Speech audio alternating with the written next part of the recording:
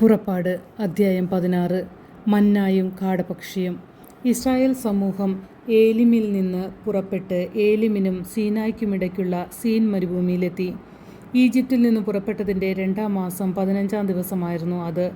മരുഭൂമിയിൽ വെച്ച് ഇസ്രായേൽ സമൂഹം ഒന്നടങ്കം മോശയ്ക്കും അഹ്റോനും എതിരായി പിറുപിറുത്തു.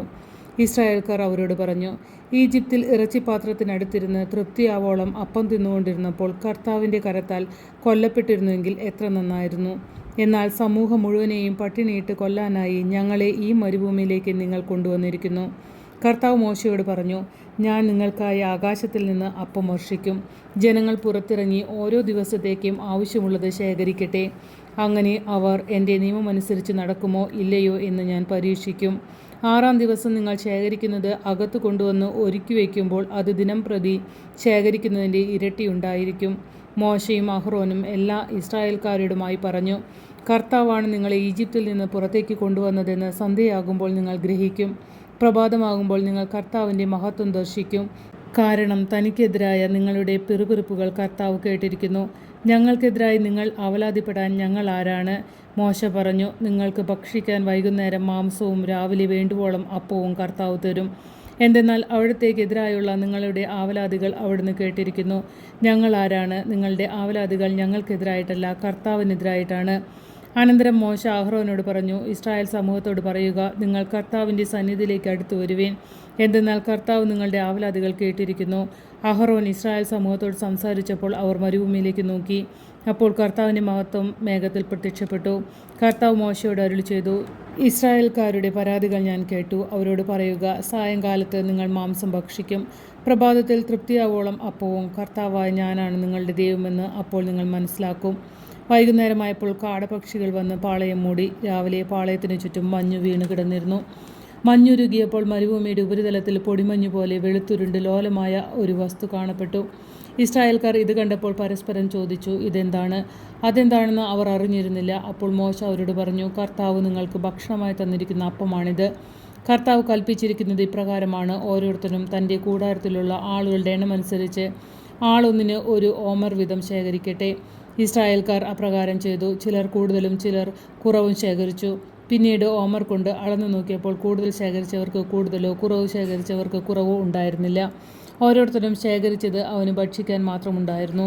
മോശ അവരോട് പറഞ്ഞു, ആരും അതിൽ നിന്ന് അല്പം പോലും പ്രഭാതത്തിലേക്ക് നീക്കിവെക്കരുത്. എന്നാൽ അവർ മോശയെ അനുസരിച്ചില്ല. ചിലർ അതിൽ നിന്നും ഒരു ഭാഗം പ്രഭാതത്തിലേക്ക് നീക്കിവെച്ചു. അത് പുഴുത്ത് മോശമായി. മോശ അവരോട് കോപിച്ചു. പ്രഭാതം തോറും ഓരോരുത്തരും തങ്ങൾക്ക് ഭക്ഷിക്കാവുന്നിടത്തോളം ശേഖരിച്ചു കൊണ്ടിരുന്നു. ബാക്കിയുള്ളത് സൂര്യൻ ഉദിച്ചപ്പോൾ ഉരുകിപ്പോയിരുന്നു. 6-ാം ദിവസം ഒരാൾക്ക് 2 ഓമർ വീതം ഇരട്ടിയായി അപ്പം അവർ ശേഖരിച്ചു. സമൂഹ നേതാക്കൾ വന്ന് വിവരം മോശയെ അറിയിച്ചു. അപ്പോൾ അവൻ അവരോട് പറഞ്ഞു, കർത്താവിൻ്റെ കൽപ്പന ഇതാണ്, നാളെ പരിപൂർണ വിശ്രമത്തിൻ്റെ ദിവസമാണ്, കർത്താവിൻ്റെ വിശുദ്ധമായ സാബത്ത് ദിനം. വേണ്ടത്ര അപ്പം ഇന്ന് ചുട്ടെടുക്കുവേൻ, വേവിക്കേണ്ടത് വേവിക്കുകയും ചെയ്യുവേൻ, ബാക്കി വരുന്നത് അടുത്ത പ്രഭാതത്തിലേക്ക് സൂക്ഷിക്കുവേൻ.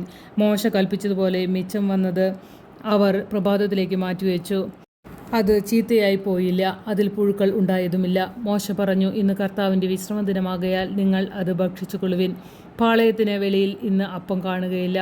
6 ദിവസം നിങ്ങൾ അത് ശേഖരിക്കണം. 7-ാം ദിവസം സാബത്താകയാൽ അതുണ്ടായിരിക്കുകയില്ല.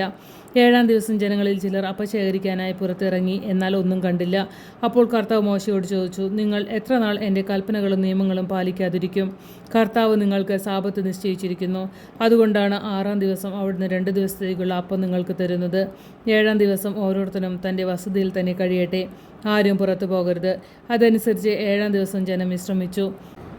ഇസ്രായേൽക്കാർ അതിന് മന്ന എന്ന് പേര് നൽകി. അത് കൊത്തമ്പാലരി പോലെയിരുന്നു, വെളുത്തതും തേൻ ചേർത്ത അപ്പത്തിൻ്റെ രുചിയുള്ളതുമായിരുന്നു. മോശ പറഞ്ഞു, കർത്താവിൻ്റെ കൽപ്പന ഇതാണ്, ഈജിപ്തിൽ നിന്ന് ഞാൻ നിങ്ങളെ കൊണ്ടുപോരുമ്പോൾ മരുഭൂമിയിൽ വെച്ച് നിങ്ങൾക്ക് ഭക്ഷിക്കാൻ തന്ന അപ്പം നിങ്ങളുടെ പിൻതലമുറകൾ കാണുന്നതിന് വേണ്ടി അതിൽ നിന്ന് 1 ഓമർ എടുത്ത് സൂക്ഷിച്ചു വയ്ക്കുവേൻ. മോശ അഹ്റോനോട് പറഞ്ഞു, ഒരു പാത്രത്തിൽ 1 ഓമർ മന്ന എടുത്ത് നിങ്ങളുടെ പിൻതലമുറകൾക്ക് വേണ്ടി കർത്താവിൻ്റെ സന്നിധിയിൽ സൂക്ഷിച്ചു വയ്ക്കുക. കർത്താവ് മോശയോട് കൽപ്പിച്ചതുപോലെ അഹ്റോൻ അത് സാക്ഷ്യപേടകത്തിന് മുൻപിൽ സൂക്ഷിച്ചു വെച്ചു. ഇസ്രായേൽക്കാർ മനുഷ്യവാസമുള്ള സ്ഥലത്തെത്തുന്നതുവരെ 40 വർഷത്തേക്ക് മന്ന ഭക്ഷിച്ചു.